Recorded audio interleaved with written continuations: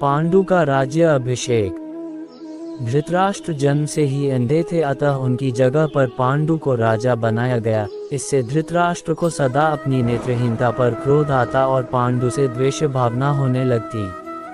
पांडु ने संपूर्ण भारतवर्ष को जीतकर कुरु राज्य की सीमाओं का यवनों के देश तक विस्तार कर दिया। एक बार राजा पांडु अपनी दोनों पत्नियों कुंती तथा माद्री के साथ आखेट के लिए वन में गए।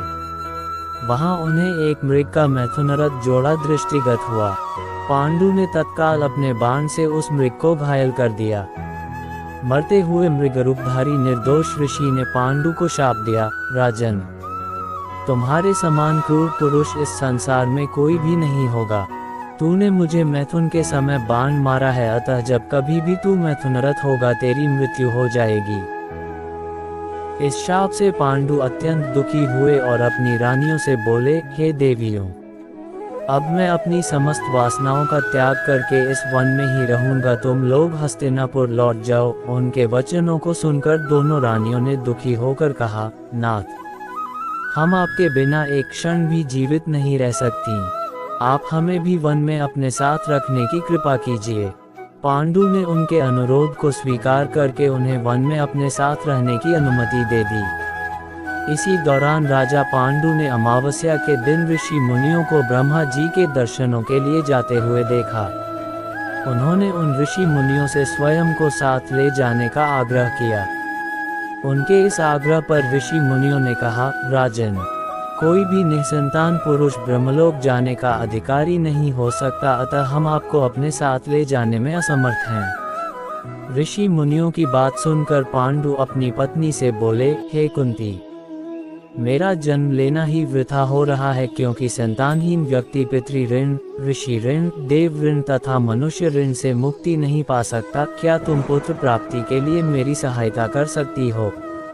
कुंती बोली, हे आर्यपुत्र, दुर्वासा ऋषि ने मुझे ऐसा मंत्र प्रदान किया है जिससे मैं किसी भी देवता का आह्वान करके मनोवांछित वस्तु प्राप्त कर सकती हूँ।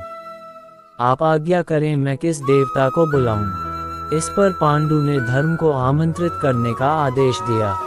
धर्म ने कुंती को पुत्र प्रदान किया जिसका नाम युधिष्ठिर रखा गया। कालांतर में पांडु ने कुंती को पुनः 2 बार वायुदेव तथा इंद्रदेव को आमंत्रित करने की आज्ञा दी। वायुदेव से भीम तथा इंद्र से अर्जुन की उत्पत्ति हुई।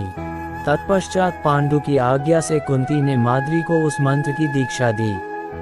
माद्री ने अश्वनी कुमारों को आमंत्रित किया और नकुल तथा सहदेव का जन्म हुआ। एक दिन राजा पांडु माद्री के साथ वन में सरिता के तट पर भ्रमण कर रहे थे। वातावरण अत्यंत रमणीक था और शीतल मंद सुगंधित वायु चल रही थी। सहसा वायु के झोंके से माद्री का वस्त्र उड़ गया। इससे पांडु का मन चंचल हो उठा और वे मैथुन में प्रवृत्त हुए ही थे कि शापवश उनकी मृत्यु हो गई। माद्री उनके साथ सती हो गई, किंतु पुत्रों के पालन पोषण के लिए कुंती हस्तिनापुर लौट आए। वहां रहने वाले ऋषि मुनि पांडवों को राजमहल छोड़कर आ गए। ऋषि मुनि तथा कुंती के कहने पर सभी ने पांडवों को पांडु का पुत्र मान लिया और उनका स्वागत किया। जब कुंती का विवाह नहीं हुआ था, उसी समय सूर्य के अंश से उनके गर्भ से कर्ण का जन्म हुआ था। परंतु लोकलाज के भय से कुंती ने कर्ण को एक बक्से में बंद करके गंगा नदी में बहाया। कर्ण गंगा जी में बहता हुआ जा रहा था कि महाराज धृतराष्ट्र के सारथी अधृत और उनकी पत्नी राधा ने उसे देखा और उसे गोद ले लिया और उसका लालन पालन करने लगे। कुमार अवस्था से ही कर्ण की रुचि अपने पिता अधृत के समान रथ चलाने की बजाय युद्धकला में अधिक थी। कर्ण और उसके पिता अधृत आचार्य द्रोण से मिले, जो कि उस समय युद्धकला के सर्वश्रेष्ठ आचार्यों में से एक थे। द्रोणाचार्य उस समय कुरु राजकुमारों को शिक्षा दिया करते थे। उन्होंने कर्ण को शिक्षा देने से मना कर दिया, क्योंकि कर्ण एक सारथी पुत्र था और द्रोण केवल क्षत्रियों को ही शिक्षा दिया करते थे। द्रोणाचार्य की असम्मति के उपरांत कर्ण ने परशुराम से संपर्क किया, जो कि केवल ब्राह्मणों को ही शिक्षा दिया करते थे। कर्ण ने स्वयं को ब्राह्मण बताकर परशुराम से शिक्षा का आग्रह किया। परशुराम ने कर्ण का आग्रह स्वीकार किया और कर्ण को अपने समान ही युद्धकला और धनुर्विद्या में निष्णात किया। इस प्रकार कर्ण परशुराम का एक अत्यंत परिश्रमी और निपुण शिष्य बना। कर्ण दुर्योधन के आश्रय में रहता था।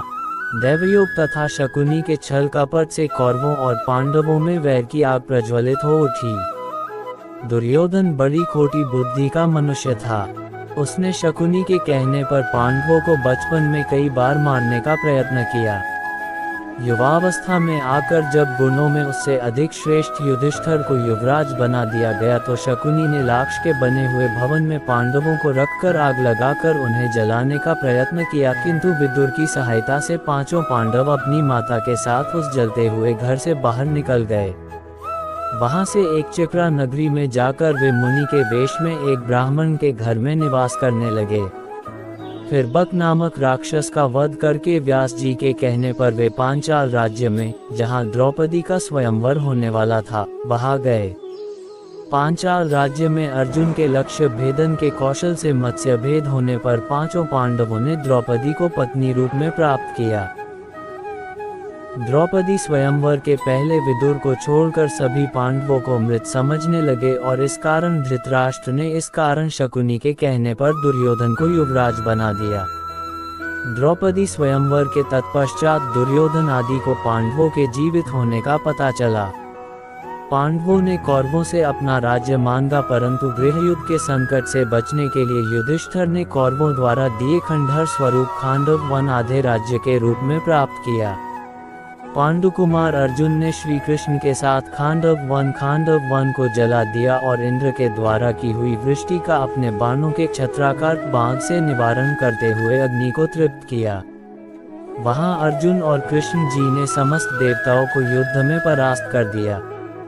इसके फलस्वरूप अर्जुन ने अग्निदेव से दिव्य गांडीव धनुष और उत्तम रथ प्राप्त किया और कृष्ण जी ने सुदर्शन चक्र प्राप्त किया था। उन्हें युद्ध में भगवान कृष्ण जैसे सारथी मिले थे तथा उन्होंने आचार्य द्रोण से ब्रह्मास्त्र आदि दिव्य आयुध और कभी नष्ट न होने वाले बाण प्राप्त किए थे। इंद्र अपने पुत्र अर्जुन की वीरता देखकर अति प्रसन्न हुए। इंद्र के कहने पर देवशिल्पी विश्वकर्मा और मय दानव ने मिलकर खांडव वन को इंद्रपुरी जितने भव्य नगर में निर्मित कर दिया, जिसे इंद्रप्रस्थ नाम दिया गया।